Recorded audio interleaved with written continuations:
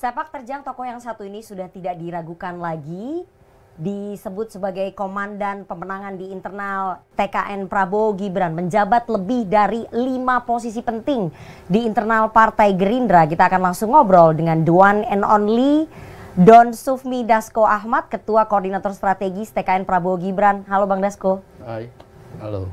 Terima kasih udah meluangkan waktu. Sama-sama. Gimana rasanya menang Pilpres setelah 2 kali kalah?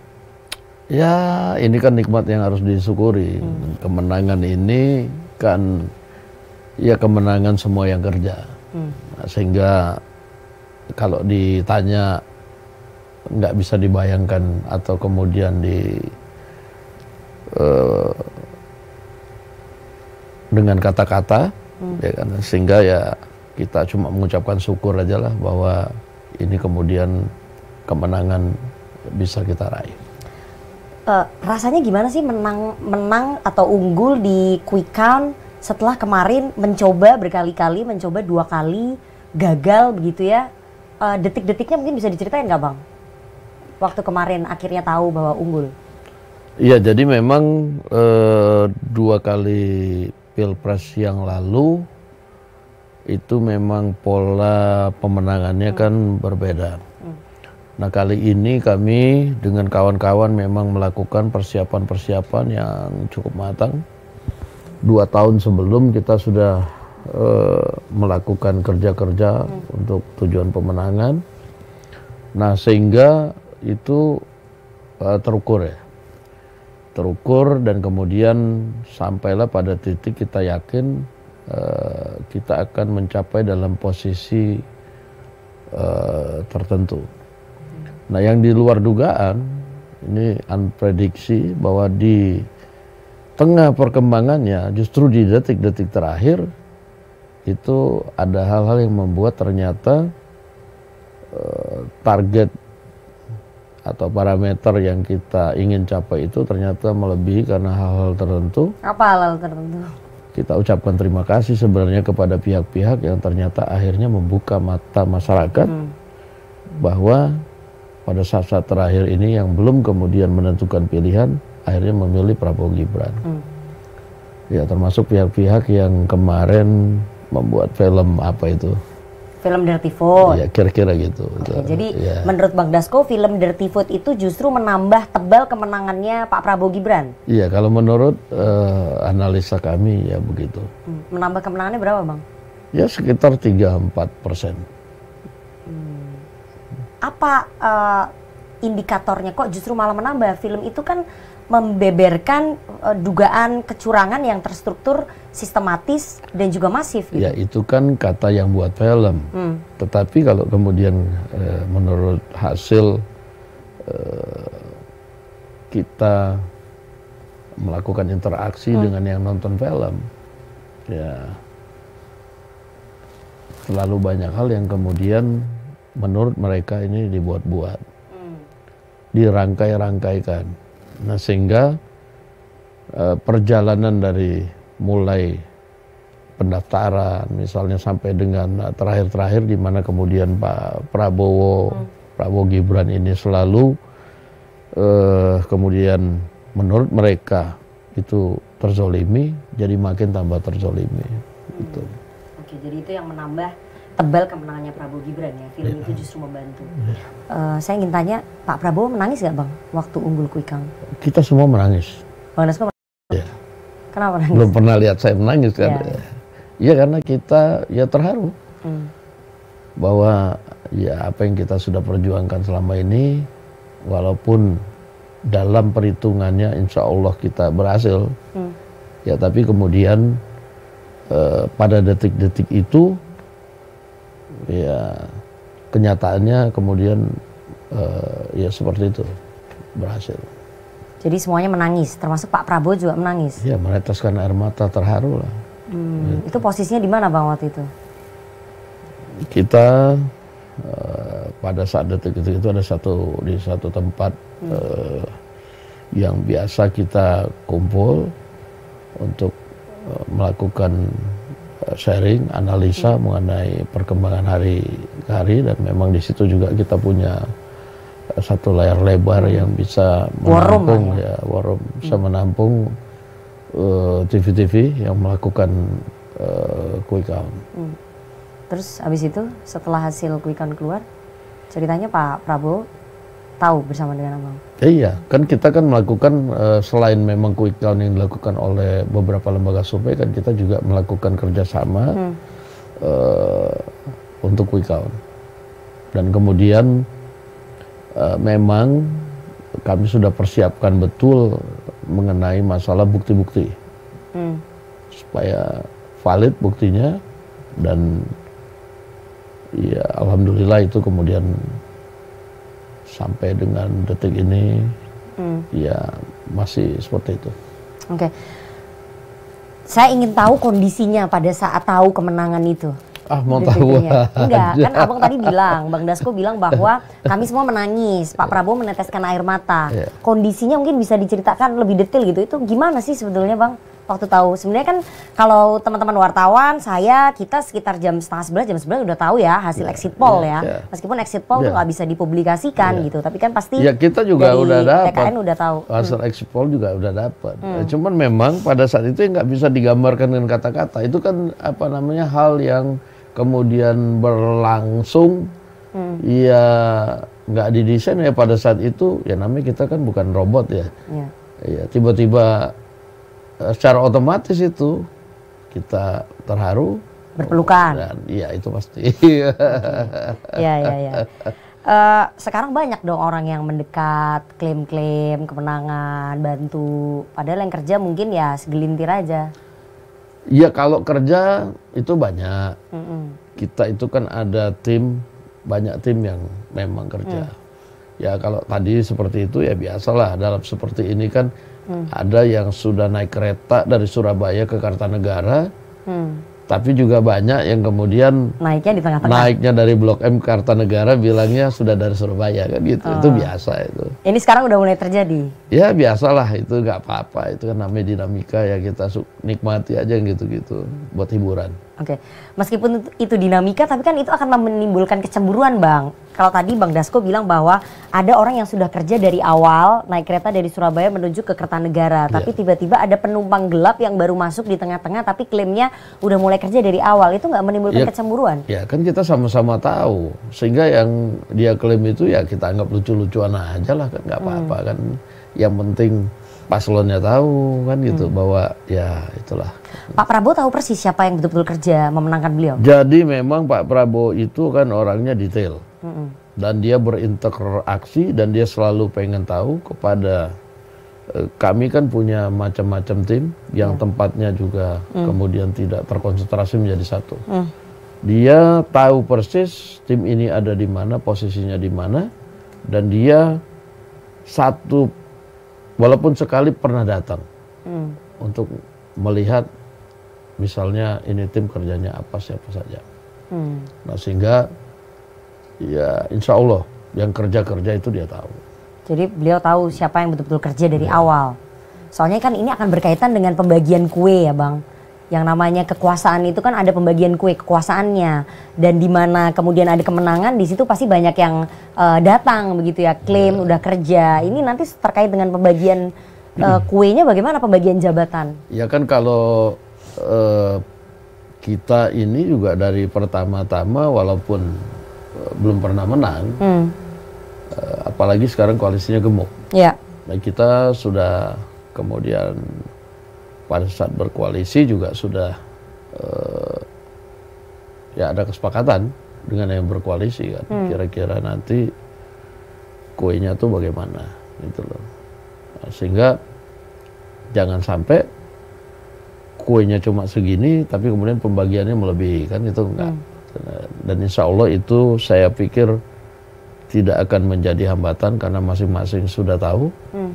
Dan juga ada kesepakatan di kita bahwa apa yang kita sepakati itu akan berlaku jika kemudian hasil dan kerja-kerja dari masing-masing itu benar-benar seperti yang dijanjikan di lapangan. Kan ada parameternya. Banyak yang bilang, kami dengar sudah sejak lama sebetulnya di kalangan wartawan, di kalangan politisi, arsitek dari semua ini tuh namanya Sufmi Dasko Ahmad, Don Dasko. Itu sih kan cuman anu aja. Kita kerja sama-sama. Anda nggak pernah tampil, tapi Anda yang di belakang layar mengarsiteki semua ini. Kerja tuh sama-sama. Nggak usah senyum-senyum gitu, Bang. Kerja sama-sama kok. Ini kerja tim, teamwork. Nggak ada kerja 1-2 orang. Arsitek yang dimaksud tuh begini. Jadi pencalonan Pak Prabowo itu memang arsiteknya Bang Dasko. Termasuk pencalonannya Mas Gibran itu juga arsiteknya adalah Bang Dasko. Termasuk gugatan di Mahkamah Konstitusi itu arsiteknya juga Bang Dasko. Jawabannya Bang Dasko seperti apa? Saya tadi bilang bahwa apa yang kemudian disampaikan itu kerja tim, semuanya kerja tim. Bahwa kemudian ada gugatan, saya juga pertama kaget kok itu, kok ada gugatan ya. Tapi kemudian kita ikuti perkembangan itu ya itu kan hak konstitusi yang menggugatkan itu. Jadi bukan Bang Dasko arsiteknya? Enggak lah, saya lihat aja nggak ada gugatan yang saya tanda tangan apa, kan nggak ada. Jalan ini loh. Tapi kan ada 2 kader Gerindra di situ. Nggak ada ya Bang? Ketawanya lepas nih kayaknya. Kan udah menang, udah unggul. Ya, tunggu pengumuman KPU. Oh, oke. Apa saya yang nanya? Gantian. Jangan dong. Saya ingin tanya berarti dari awal memang Pak Prabowo tuh pengennya Mas Gibran ya jadi cawapres? Sebenarnya dari awal itu ada banyak alternatif cawapres. Dan dalam perjalanannya dari banyak itu kemudian terkonsentrasi menjadi 3 atau 4 nama. Nah tetapi kemudian dalam perkembangannya itu kan ada gugatan-gugatan itu. Dan kemudian ditimbang, kemudian dihitung, ya sehingga kemudian ya pada saat itu jatuh pilihan, hitung-hitungan kalau ya mau mana kita harus sama cawapresnya Mas Gibran. Ini kan udah unggul ya Bang ya. Saya ingin Abang jujur lah, bener nggak Pak Prabowo tuh 8 kali minta ke Pak Jokowi, minta izin ke Pak Jokowi untuk mengizinkan Mas Gibran? Nggak bener. Nggak benar. Yang benar 5 kali. Oh 5 kali. Iya. Jadi 5 kali memang Pak Prabowo minta izin ke Pak Jokowi. Iya. Oh, baru yang kelima itu dibolehkan. Sebenarnya 5 kali itu juga jawaban Pak Jokowi sama. Pertama Pak Prabowo pikir dulu apakah ini bagus atau enggak. Nanti dikira saya ikut campur. Itu selalu jawabannya. Jawaban yang terakhir, ya kalau memang maunya begitu, tanya sama anaknya. Anaknya mau enggak begitu. Ya. Jadi nggak ada, benar saya jujur. Nggak ada kemudian cawe-cawenya Pak Jokowi, ini harus Mas Gibran. Nggak ada. Yang ngebisikin Pak Prabowo untuk milih Mas Gibran katanya Bang Dasko. Saya nggak ngebisikin. Saya memberikan pertimbangan. Memberikan hitung-hitungannya. Saya nggak bisikin. Jadi Pak, ketika Abang sejak awal memiliki hitung-hitungan, memang hitung-hitungannya Bang Dasko, ini formula yang paling bisa memenangkan Pak Prabowo ya? Iya, menurut saya begitu. Dan saya dengan beberapa orang ya kita sama-sama lah gitu. Saya nggak pernah kerja sendiri kok itu. Kalau dibilang kerja sendiri itu terlalu gimana, saya selalu kerja sama-sama. Kita kemudian bikin formulanya, kemudian kita sajikan kepada Pak Prabowo, hitung-hitungannya begini, ya sudah. Oke. Alhamdulillah diterima gitu hitung-hitungannya. Bang Dasko ini kan udah unggul ya, sekali lagi udah kita terbuka aja. Menurut Bang Dasko, memang faktor kemenangannya Pak Prabowo dan Mas Gibran itu disumbang paling banyak karena efeknya Pak Jokowi ya? Jadi begini, hitung-hitungan kami ya kan, bahwa tingkat kepercayaan masyarakat kepada Pak Jokowi itu kan tinggi, 82 sampai 87% pada waktu itu. Nah sehingga Pak Prabowo sebagai menterinya dari Kabinet Indonesia Maju yang harus mempromosikan bahwa yang akan melanjutkan program kerja Pak Jokowi tentunya juga harus punya pasangan yang kira-kira juga dia harus bisa juga dilihat sebagai ya, orang yang sama-sama akan meneruskan programnya Pak Jokowi sehingga masyarakat yakin dan tidak sia-sia ke tingkat kepercayaan yang tinggi itu untuk kemudian ditransformasi ke pasangan ini, kira-kira begitu. Oke, bahwa itu adalah program-programnya Pak Jokowi, tapi efeknya Pak Jokowi itu memang berimbas besar ya? Ya, terhadap kepercayaan masyarakat terhadap dia 82 sampai 87%. Nah sehingga menurut kami waktu itu ya nggak cukup kalau kemudian Pak Prabowo diajak ke sana ke sini gitu kan, ya harus ada representasi Pak Jokowi yang nempel sama Pak Prabowo. Karena begini, belum pernah ada ya Bang di negara lain petahana berhasil mentransformasikan angka kepuasan publiknya hampir 100% ke calon penggantinya. Tapi ini terjadi nih sama Pak Jokowi ketika beliau punya approval rating hampir angka 80% dan mungkin setengahnya itu berhasil tertransformasikan ataupun tersalurkan ke angkanya Pak Prabowo dan Mas Gibran. Itu ya, ya? Itu kan di luar negeri. Ini kan Indonesia yang corak dan budayanya berbeda dengan luar negeri. Yang kami hitung. Itu sudah dihitung, yang kami hitung bahwa kalau itu kemudian ada representasi keberlanjutan kepemimpinan Pak Jokowi dengan dua pasangan ini rakyat Indonesia itu tadi minimal separuh aja itu pasti akan nyangkut di sini. Lain cerita kalau Pak Prabowo nggak berpasangan dengan Mas Gibran ya, akan sulit nggak untuk kita hitung-hitung akan berat kita kemudian bertarungnya. Termasuk dengan Pak Erick Thohir yang pada saat itu udah digadang-gadang jadi kandidat. Ya, Pak Erick Thohir itu kan salah satu alternatif utama. Ya, tapi kita waktu itu ngobrol enak dengan Pak Erick Thohir. Pak Erick Thohir ngomong bahwa kalau kemudian ada lagi pasangan yang kemudian lebih menjamin kemenangan, ya dia akan tegak lurus. Dan itu dia lakukan.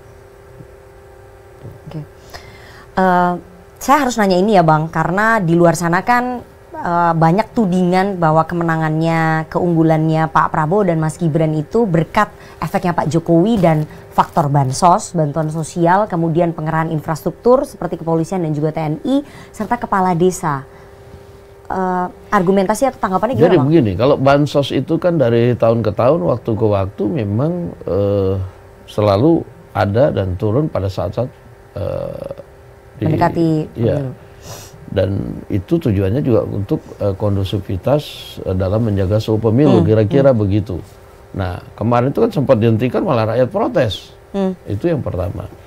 Yang kedua mengenai masalah infrastruktur, kami ini selama ini kan tidak berpengalaman justru melakukan pemenangan melalui infrastruktur, karena kami kan selalu biasanya ada di pihak oposisi 10 tahun. Nah itu kami nggak pandai itu melakukan itu gitu loh.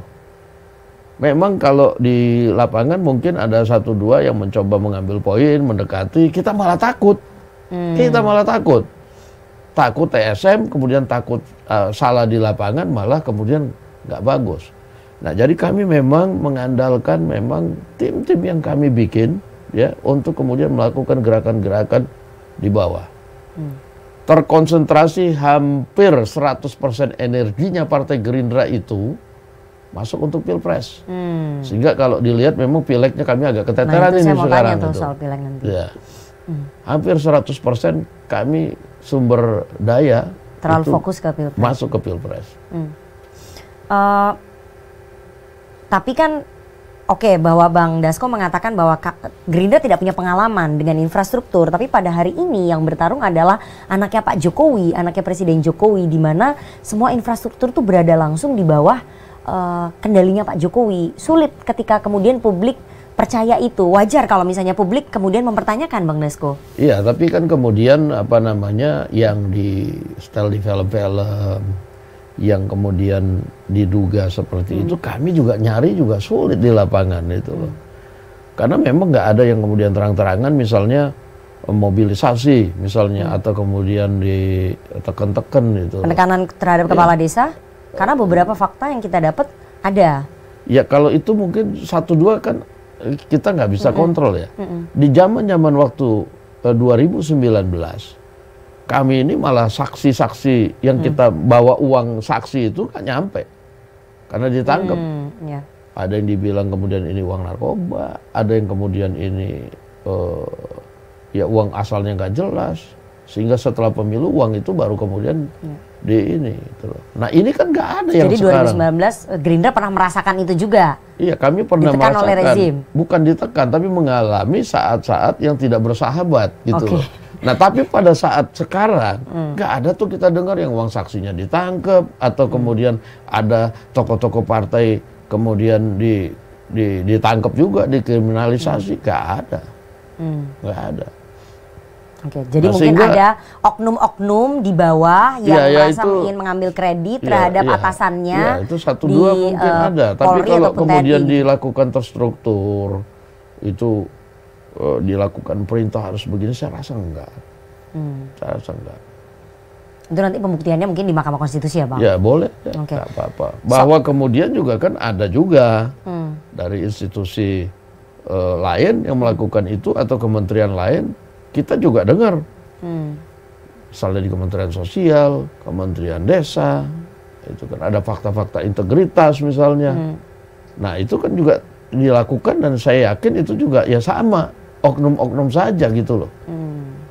Gitu. Soal pileg tadi Bang Dasko sempat mengatakan ya bahwa konsentrasi Partai Gerindra tuh di Pilpres, sehingga pilegnya saya harus bisa bilang hasilnya tidak begitu menggembirakan. Ya jadi memang pilegnya tidak seperti yang disampaikan oleh exit poll, kira-kira begitu. Targetnya sebenarnya berapa sih? Kami itu sebenarnya targetnya menang Pilpres. Oke, menang pileg. Menang Pilpres. Menang Pilpres, bukan menang pileg. Menang Pilpres. Oke. Karena Prabowo Presiden, Gerindra menang, itu kan motonya gitu. Tapi kan sekarang Prabowo Presiden, Gerindra kemenangan Gerindra itu adalah membawa Prabowo Presiden. Prabowo Presiden. Oke. Gitu loh. Itu slogan dan parameternya gitu loh. Nah, bahwa kemudian di beberapa tempat kursinya kemudian tidak sesuai ekspektasi, tetapi tetap juga kursi Gerindra itu nambah. Gitu loh. Tetap nambah. Tidak sesuai dengan exit poll nih gimana maksudnya Bang? Ya exit poll itu kan kemudian melihat bahwa Gerindra ini kan di atas. Ini exit poll ya, bukan survei-survei juga sama, tapi exit poll begitu. Tapi kenyataan di lapangan ya pemilu legislatifnya tidak demikian gitu kan gitu. Dan kami sudah cek bahwa kenapa tidak demikian, ya harus diakui bahwa Partai Gerindra itu lebih banyak memang terkonsentrasi di Pilpres. Atau mungkin suaranya dicuri Bang? Saya nggak bisa bilang begitu karena saya tidak terbiasa ngomong tanpa data. Tetapi memang... Tapi itu sudah menjadi kayak kalau dilihat rahasia umum Bang. Angka tidak sah, itu misalnya Jawa Timur 13%, Jawa Tengah, Jawa Barat 11%.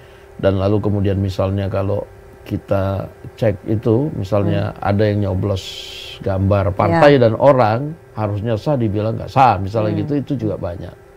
Jadi di TPS itu suara tidak sah itu antara 25 sampai 30. Berbeda dengan Pilpres yang partisipasinya tinggi tapi suara tidak sahnya sedikit. Di Pileg partisipasinya tinggi tapi suara tidak sahnya banyak. Tapi ini kan memerlukan waktu untuk kemudian kita mengkaji. Saya nggak mau menuduh tanpa data dan fakta. Oke. Bang Dasko nggak merasa Gerindra sedang dikerjain supaya nggak menang Pileg? Kami ya nggak akan kemudian mendeklar begitu. Kami lebih kami lebih banyak tabayun bahwa kami lebih banyak konsentrasi di Pilpres sebenarnya begitu. Tapi pasti ada kekecewaan lah. Ya kekecewaan itu bisa diobati dengan menang Pilpres kok. Gitu. Untuk menguatkan pemerintahannya Pak Prabowo kan butuh kekuatan di parlemen yang kuat ya. Sekarang kan kalau kita jumlahkan komposisinya kekuatan koalisinya Pak Prabowo itu 45%. Sementara yang dari koalisinya Anies dan koalisinya Ganjar tuh jumlahnya 55%. Kan penting sebetulnya untuk Gerindra bisa menambah kursinya atau paling nggak nomor 2 untuk memperkuat kekuatan itu. Ya tapi kan begini, komunikasi kan terus kita jalankan. Aku yakin bahwa sahabat-sahabat partai politik itu kemudian akan juga ikut sama-sama membantu memperkuat pemerintahan setelah penetapan pemenang pemilu oleh KPU nanti. Sebelum saya masuk ke politik akomodatif ya Bang, merangkul gitu. Saya ingin tanya, banyak yang menilai bahwa kampanyenya Pak Prabowo dengan Mas Gibran tuh mirip sekali dengan kampanye Bongbong Marcos dan Sara Duterte di Filipina. Pertanyaan saya, betul nggak rumor bahwa ada salah satu analis dari Bongbong Marcos yang memang disewa sebagai konsultan untuk membantu secara profesional? Kan nggak ada masalah. Jadi gini, 2014-2019 kita pakai konsultan. Dari luar? Ya. Ya ada dari luar, ada dari dalam itu kan. Sehingga kemudian ada konten-konten yang mesti dibuat. Nah 2024 ini kita waktu itu tanpa sengaja di satu acara Pak Prabowo itu tampil santai apa adanya seperti dia sehari-hari. Lalu kemudian kita lihat responnya bagus, kita analisis melalui digital analitik dan lain-lain, ternyata responnya bagus. Nah sehingga pada waktu itu kita bilang, udahlah kita ini nggak usah sewa-sewa konsultan. Yang dilakukan Bapak ini udah bagus. Apa adanya seperti Bapak sehari-hari. Seperti sehari-hari ya itu. Tapi itu nggak muncul di 2014 dan 2019? Ya karena itu 2014-2019 itu betapa susah payahnya kalau mau kampanye itu harus latihan gitu loh. Saya kan juga kan pikir kalau ya mesti latihan lagi, itu kan buang waktu, buang tenaga gitu loh. Sementara ya kita coba aja apa adanya dan itu ternyata responnya bagus. Jadi nggak ada konsultan sama sekali? Nggak ada, konsultannya ya kita sama-sama aja itu. Coba cek, nggak ada. Nggak ada. Masalahnya kampanye mirip sekali dengan yang terjadi di Filipina gitu. Apakah kemudian, mungkin nggak ada konsultannya, tapi sempat mempelajari gaya kampanyenya Bongbong Marcos dan Sara Duterte? Jadi itu terjadi secara begitu aja ketika kemudian di satu acara yang kemudian dia tampil apa adanya, ya responnya bagus dan kemudian muncul istilah-istilah yang ada seperti sekarang gitu loh. Dan Pak Prabowo juga justru merasa nyaman ketika kemudian ia melakukan kampanye apa adanya, nggak perlu capek-capek latihan dibikin konten, dia bisa sambil ngebanyol, bisa juga ngomong tegas, bisa dengan intonasi yang seperti yang dia mau gitu kan gitu. Kan itu kan apa yang dia bikin itu nggak bisa dibikin-bikin gitu loh. Kan orang nggak bisa otomatis disuruh joget-joget seperti itu, coba cek aja itu kan itu hal yang alamiah dan natural gitu. Menggabungkan Bongbong Marcos dengan Sara Duterte, menggabungkan Prabowo dengan Gibran, Bang Dasko dan tim sempat terinspirasi nggak melihat keberhasilan itu di Bongbong Marcos dengan Sara Duterte di Filipina? Nah, saya nggak patokan kepada calon-calon di luar karena saya dan kawan-kawan itu yakin bahwa karakter pemilih kita Indonesia dengan yang di luar itu berbeda. Agak mirip sebenarnya demografinya dengan Filipina. Kalau kita bilang, saya bilang berbeda. Terutama masyarakat bawah itu. Karena pemilih terbesar kita adalah pemilih muda. Sama seperti di Filipina. Ketika 2 tahun yang lalu mereka menggelar pemilu. Nah, apakah kemudian itu menjadi role model begitu ketika menggabungkan Pak Prabowo dengan Mas Gibran, merumuskan gaya kampanye? Ya kan pertama sekali sebenarnya kalau tadi kita kilas balik dari podcast kita, itu kan bukan kita ngitung soal Gen Z tadinya. Itu bagaimana mentransformasi suaranya Pak Jokowi, ketersukaan masyarakat, kepercayaan masyarakat terhadap Pak Jokowi ke sini. Baru berikut itu dapat calon yang ternyata memang 60% pemilih ada di situ. Baru kemudian kita berpikir bagaimana kemudian mempopulerkannya lewat kemudian program-programnya Gen Z, bagaimana kemudian kita memviralkan di platform-platform media kan gitu, tanpa kemudian kita harus ngelihat di pemilihan negara lain. Kita ke politik akomodatif karena tadi Bang Dasko udah bahas itu ya. Jadi keinginannya adalah merangkul semua unsur. Kemarin dalam pidato keunggulannya di Istora Senayan, Pak Prabowo juga mengatakan bahwa saya ingin merangkul semua unsur dan juga kekuatan. Itu adalah jenis politik akomodatif yang sudah diterapkan oleh Pak Jokowi selama 10 tahun begitu ya. Apakah artinya Pak Prabowo membuka kesempatan kepada koalisinya Anies dan koalisinya Ganjar untuk masuk ke dalam koalisi pemerintahannya, terutama masuk ke dalam kabinet? Iya kan selalu Pak Prabowo katakan, satu kawan terlalu sedikit, satu musuh terlalu banyak. Nah sehingga kita bukan membuka kesempatan, kita melakukan komunikasi-komunikasi. Dan itu sudah terjalin? Dan itu sudah kita lakukan gitu loh, untuk membuat supaya dalam menyongsong Indonesia emas nanti, ini semua komponen anak bangsa yang pada saat ini saling berhadapan, berkontestasi pemilu, itu ayo kita sama-sama mensukseskan itu. Komunikasi politiknya udah terjalin dengan siapa aja, Bang? Nah, ini kita jangan buka dong. Ini kan kita nanti lagi melakukan. Nanti kan ini kalau hasilnya sudah, publik kan akan tahu. Tapi Bang Dasko yakin bahwa Nasdem, PKB, PKS itu akan bergabung? Saya nggak bisa Kan bilang yakin nggak yakin, tapi kan kita lakukan saja komunikasi dengan semua partai politik pengusung paslon. Nah, bingung, saya nanya. Enggak, sebentar. Nasdem, PKB, PKS. Kemarin nggak jelas mereka mau menggulirkan hak angket, padahal capresnya mau menggulirkan hak angket. Soal pemilu ini gimana? Saya tanya, capres itu ketua umum partai bukan? Bukan. Nah, kalau ketua umum partai yang ngomong, ya baru kita kemudian anggap itu persoalan yang serius, kan begitu. Jadi menurut Gerindra, menurut Bang Dasko, ketika capresnya yang bicara, ini bukan persoalan yang serius karena mereka bukan ketum parpol. Iya, kan kita ini kan lihat struktur rantai komando. Oke. Nah, itu. Kan kita juga melakukan komunikasi dengan kawan-kawan yang di parlemen. Kan kita komunikasi selalu baik dan terbuka gitu. Jadi abang udah halo-halo dan mereka nggak ada niat juga untuk mengajukan hak angket? Bukan nggak ada niat, cuman kan menurut ada beberapa teman ya mereka malah nggak tahu, dan ada yang teman mengatakan ini ya bagaimana ya begitu soal hak angket ini. Menurut Anda hak angket itu akan terjadi nggak?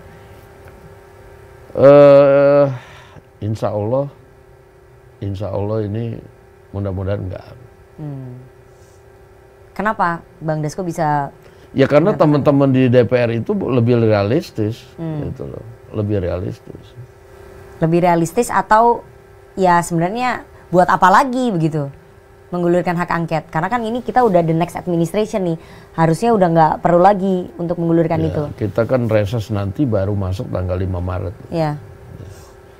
Menggunakan hak angket itu juga proses waktu. Proses panjang. Proses panjang. Gitu loh. Membuka peluang mengundang Ganjar dan Anies masuk ke kabinetnya Pak Prabowo seperti yang dilakukan oleh Pak Jokowi di 2019? Kalau itu saya nggak bisa jawab karena itu adalah hak otoritas dan kewenangan dari Pak Prabowo dan Mas Gibran kan gitu. Sebagai Ketua Harian Partai Gerindra, sebagai salah satu orang terdekatnya Pak Prabowo, Anda akan menyarankan itu nggak? Karena kan dulu 2019 Anda juga yang menyarankan, memberikan pertimbangan ke Pak Prabowo untuk mengambil tawarannya Pak Jokowi.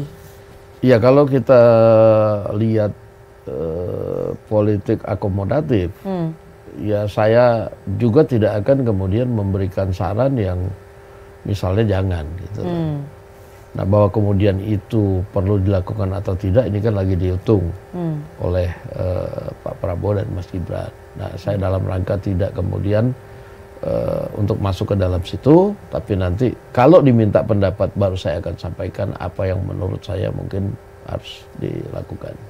Oke, saya ingin tanya, Pak Jokowi nanti kalau Pak Prabowo sama Mas Gibran jadi terpilih begitu ya, sudah dilantik, Pak Jokowi jadi apa ya? Ketua One Team Press ya? Itu saya belum tahu. Itu tapi posisi itu dipersiapkan Pak untuk Prabowo yang tahu itu. Tapi posisi Ketua One Team Press kabarnya memang sudah dipersiapkan untuk Pak Jokowi. Ya kabar itu saya juga dengar, tetapi kan juga belum pernah dibahas di kita. Salah satu hal yang dipertimbangkan. Ya, belum pernah dibahas. Nah, ini kan masih terlalu dini mungkin membahas-bahas yang seperti itu. Ini kan baru hitungan berapa hari dari pemilu. Ini kan baru tanggal 21, pemilu tanggal 14. Hitungan berapa hari tapi Pak Jokowi udah langsung membuka jembatan komunikasi dengan Pak Surya Paloh. Kan sebagai kepala negara yang pengen kondusivitas, apalagi masih di zaman beliau menjadi presiden, itu wajar dilakukan menurut saya. Oke. Ada yang mengatakan bahwa tidak boleh ada matahari kembar, Bang Dasko, dalam pemerintahan. Bagaimana kemudian nanti menepis anggapan publik bahwa Pak Prabowo akan banyak disetir oleh Pak Jokowi? Ya ini masyarakat belum tahu Pak Prabowo kan begitu. Dan juga harusnya masyarakat lebih banyak juga tahu bagaimana Pak Jokowi. Nah, saya pikir itu tidak akan terjadi yang namanya matahari kembar. Bahwa kemudian komunikasi dilakukan itu biasa, tetapi kemudian masing-masing menghormati apa yang sudah disepakati, misalnya soal keberlanjutan program, tapi juga masing-masing mungkin akan menghargai masing-masing punya legasinya nanti, kan gitu. Nah, sehingga apa yang dikhawatirkan mengenai matahari kembar, saya pikir nggak beralasan. Oke. Tentang matahari kembar itu tidak beralasan, artinya saya bisa simpulkan bahwa Pak Prabowo tidak bisa disetir oleh siapapun, termasuk oleh pendahulunya, meskipun anaknya ada di situ sebagai cawapres. Iya kan, itu cawapres sebagai satu kotak bagian dalam sama-sama kan di dalam pemerintahan. Nah, segala sesuatu kan pasti akan dibicarakan oleh presiden dan wakil presiden, kan begitu. Bahwa kemudian Pak Jokowi, kemudian kita sudah komit untuk melanjutkan beberapa program itu pasti akan dilakukan. Karena Pak Prabowo itu seorang yang komit. Dia kalau sudah ngomong A pasti dia lakukan A. Tapi dia nggak bisa ketika kemudian sedang berjalan, kemudian Pak Prabowo begini, begitu, dia nggak akan mau. Nggak akan mau disetir juga ya, didikte ya. Karena ada kekhawatiran begini, Bang. Yang terjadi di Filipina sekali lagi pada saat itu saya bilang jangan kita mengacu pada Filipina. Gitu. Ini calonnya juga berbeda. Ini Prabowo Subianto gitu kan itu. Jadi menurut Bang Dasko, hitungannya Bang Dasko tidak mungkin ada perpecahan. Saya ikut seperti di beliau dari tahun 91. Jadi saya tahu persis bahwa ketika Pak Prabowo kemudian komit, dia akan lakukan itu. Tetapi kalau kemudian misalnya hal-hal lain itu bisa dibicarakan, tapi nggak bisa kemudian dia harus dipaksakan. Begini, harus nggak bisa. Jadi ketika seseorang mencoba untuk memaksakan itu ke Pak Prabowo, itu nggak bisa. Nggak bisa. Oke. Tapi ada posisi penting dong yang pasti disiapkan oleh Pak Prabowo untuk Pak Jokowi. Ya itu cuma Pak Prabowo dan Pak Jokowi yang tahu ya. Ini nggak nyampe ini saya. Oh gitu. Belum nyampe ya? Belum nyampe. Tapi nanti akan nyampe ya? Ya mungkin nanti kalau ada. Komunikasi politiknya dengan PDI Perjuangan gimana, Bang? Ya kami, ya mungkin kan orang menganggap bahwa ada rivalitas yang keras dengan PDIP. Tetapi kami selama proses-proses pemilu legislatif dan pilpres ini, komunikasi kami jalan. Kami berkomunikasi. Karena itu semua teman. Mau Sekjen PDIP, Mas Hasto, mau Mas Bambang Pacul, mau Mbak Puan, mau Mas Utut, yang lain-lain, kita komunikasi kok. Dengan Bu Mega bagaimana? Pak Prabowo katanya yang kami dengar infonya sudah meminta waktu lah untuk ketemu dengan Bu Mega. Jadi mungkin pertimbangan Bu Mega pada waktu itu nggak mau belum mau ketemu itu kan karena memang masing-masing pihak kan sudah ada fix mencalonkan gitu loh. Nah sehingga komunikasi-komunikasi yang perlu dilakukan sebaiknya dilakukan dalam tahapan-tahapan teknis ya kami-kami ini gitu loh. Nah, insya Allah mungkin ya kan setelah ini, setelah selesai nanti pasti komunikasi itu saya yakin akan terjalin. Karena hubungan Pak Prabowo dan Bu Mega ini baik. Pak Prabowo itu sangat menghormati Bu Mega. Jadi setelah penghitungan ini, setelah quick count ini belum ada rencana ataupun upaya dari Pak Prabowo untuk bertemu dengan Bu Mega? Iya kan komunikasi-komunikasi dilakukan dalam level kami kan itu. Dan selalu disampaikan bahwa ya Pak Prabowo ingin melakukan komunikasi dengan Bu Mega. Tapi belum ada jawaban? Ya bukan nggak ada jawaban, tapi bahwa proses ini sedang berjalan itu pasti. Dan sama-sama kan kita menunggu supaya ketetapan hasil pemilu ini diketok dulu lah, kira-kira begitu. Oke.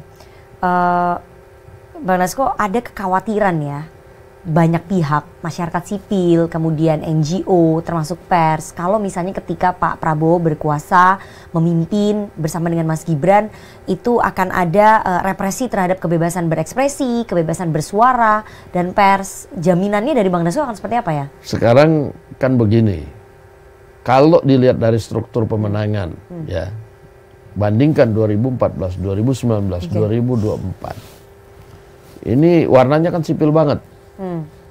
Dan anak muda banget. Ya mungkin yang paling tua di situ saya sama Pak Rosan kali gitu kan. Di TKN maksudnya? Iya di TKN. Nah kemudian Pak Prabowo juga sudah melakukan kunjungan dan dialog ke PWI misalnya, kemudian menerima juga wartawan-wartawan baik dari dalam maupun luar negeri. Bahwa kemudian di dalam pertemuan-pertemuan itu kan juga selalu ditanyakan mengenai bagaimana kebebasan pers dan lain-lain. Nah itu Pak Prabowo jawab bahwa ya kebebasan pers itu kan dijamin oleh undang-undang.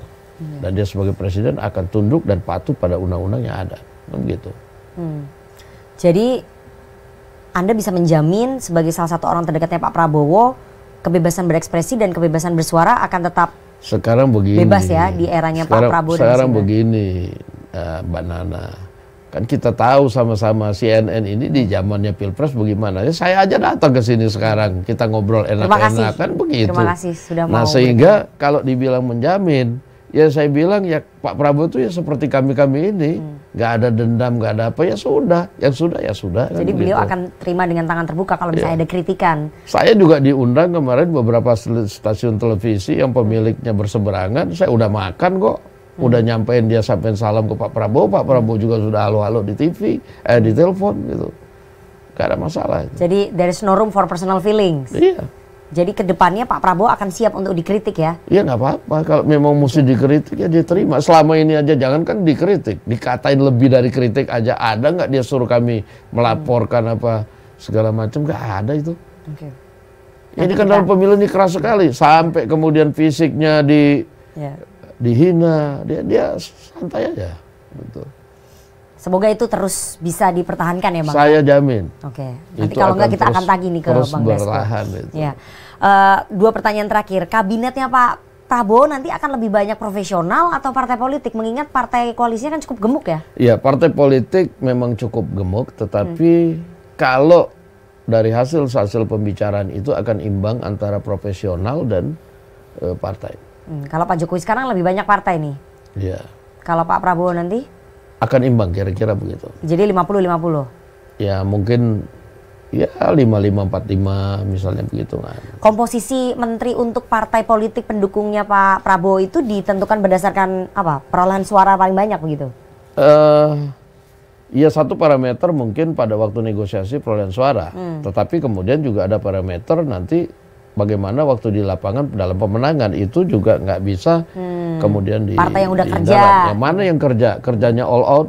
Itu indikatornya apa tuh Bang? Ya kita kan ada indikatornya gitu kan gitu. Kita lihat, kita alami, kita menyaksikan kan itu. Dan ini akan menjadi poin yang penting. Jangan kemudian bahwa misalnya di awal ya, oh begini tapi kalau kemudian kerja di lapangannya enggak. Ya mohon maaf kan. Emang ada partai koalisi yang nggak kerja? Ya ada yang ya kerja, cuman Tapi kan ya memang setengah-setengah. ya saya nggak bilang begitu. Ini Nana yang ngomong loh. Kan tadi gitu kan loh. katanya ada indikatornya. Ya, indikator- Kalau Gerindra udah pasti kerja. Ya, indikatornya itu kan belum kemudian kita hitung karena kita kan masih terkonsentrasi pada penghitungan sirekap. Nah ini ngeles ini. Itu. Tapi pasti Ya. padahal udah tahu nih ada partai yang kerjanya setengah-setengah. Mungkin belum nggak semaksimal Gerindra harapannya kan? Ya, Ada Bang? saya nggak mau jawab sekarang. Oke. Seorang Sufmi Dasko Ahmad nanti ingin dapat posisi apa? Saya dalam ya ini kan saya juga harus ngukur ya bahwa ya kerja saya kan sama-sama tim, ya jasanya nggak besar-besar amat kan gitu. Jadi sehingga Masa? iyalah sehingga kalau ditanya mau jadi apa saya itu malah justru pengen agak santai setelah ini gitu kan itu. Soalnya ada yang bilang Pak Dasko, Don Dasko akan jadi kepala BIN atau jadi jaksa agung. Gimana itu? Ketua DPR. Yang mana nih? Ya, kalau ketua DPR kan partainya kan nggak menang. Oh, jadi Sehingga- kesepakatannya nggak akan ganti Undang-Undang MD3. Ya, harusnya kita selalu berpatokan pada undang-undang. Dan kalau boleh ya janganlah kemudian kita merubah undang-undang sesuai dengan keinginan kita kan itu. Undang-undang ya undang-undang. Kan dulu diubah Bang, 2014. Ya itu cukup sekali lah gitu loh. Bikin repot ya? Ya, pemenang pemilu ya ketua DPR ya pemenang pemilu kan. Harus begitu. fair. Harus fair kita. Oke. Nah saya mengalami perundungan yang mendalam ketika saya naik haji. Saya berkesimpulan kalau ini menang sudah syukur alhamdulillah. Saya bisa kemudian memegang pintu Ka'bah dan mendoakan Pak Prabowo supaya jadi presiden itu luar biasa menurut saya. Dan dalam perundingan yang mendalam itu saya pikir saya di posisi manapun akan bisa banyak berbuat untuk bangsa dan negara. Tapi terutama untuk mengawal kemenangan Pak Prabowo. Jadi? Gitu, ya, sehingga nanti ya kita lihat, tetapi kalau misalnya dalam berbagai posisi yang berat-berat itu, saya pikir mungkin saya enggak. Tapi kalau diperintah oleh Pak Prabowo kan beliau ketua umum. Iya, saya kan bisa memberikan alasan yang rasional lah. Tugas partai kan harus ikut. Saya sama bukan ketua umum. petugas partai. Oh, bukan petugas partai. Arsitek partai ya? Oke. Enggak juga. Jadi akan menolak kalau misalnya ditawari 2 posisi itu? Saya akan memberikan argumen kenapa saya nggak usah di situ. Jadi lebih baik di? Ya nanti dilihat, saya mungkin lebih nyaman di parlemen. Oke, kita lihat nanti ya, karena masih sekitar berapa? 7 Masih bulan ya, lagi 7 ya? bulan. 7 bulan lagi. Oh ya, terakhir tim transisinya udah dibentuk, Bang? Saya pikir buat apa ya tim transisi ya? Komunikasi dengan Presiden Jokowi bagus. Kemudian ini kan Pak Prabowo ada di dalam kabinet. Nah, sehingga apa yang mau dilakukan nanti pada saat Pak Prabowo jadi presiden itu kan bisa kemudian dibicarakan, dan untuk bagaimana supaya implementasinya bisa, itu juga bisa dilakukan perencanaan-perencanaan bersama sebelum Oktober. Nah, saya pikir nggak perlu tim transisi. Menteri-menterinya Pak Jokowi yang sekarang akan ada yang diganti nggak? Banyak ya? Nggak, terutama menteri profesional ya? Saya pikir itu juga akan menimbulkan juga ya kegoncangan yang nggak perlu, saya pikir. Sehingga ya kita akan lakukan komunikasi dalam rangka kemudian bagaimana pada saat Pak Prabowo jadi presiden itu juga tidak terlambat menjalankan program kan itu. Jadi menteri-menteri profesional seperti Menteri Keuangan itu akan diganti? Menteri BUMN? Kan saya tadi bilang bahwa hal itu mungkin nggak perlu terjadi, saya pikir itu. Dan itu kan masih kewenangan Pak Jokowi loh itu. Jadi itu kewenangan penuh, hak prerogatif dari Pak Presiden Jokowi. Nah, sehingga kalau misalnya anak-anak bilang bahwa ini perlu diganti, saya nggak akan jawab. Maksudnya itu di pemerintahan selanjutnya? Kewenangan. Di kewenangannya Pak Prabowo nanti? Kalau di kewenangannya Pak Prabowo mungkin itu masalah menteri siapa itu kan ada pertimbangan. Yang saya juga, ya siapa saya, kok saya nggak akan masuk di wilayah itu. Oh, itu hak prerogatif presiden. Hak prerogatif presiden dan Wapres. Wakil presiden. Selama ini soalnya selalu hak prerogatif presiden aja. Ya, tapi ini kan wakil presiden pasti akan diajak ngomong. Oh, oke.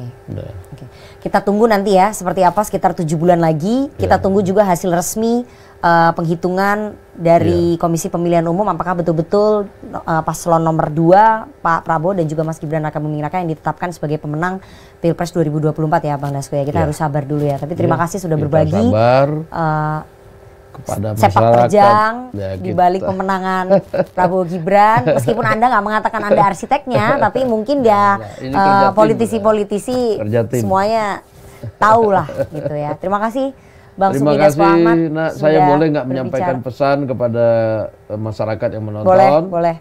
Mari kita menjaga suhu kondusivitas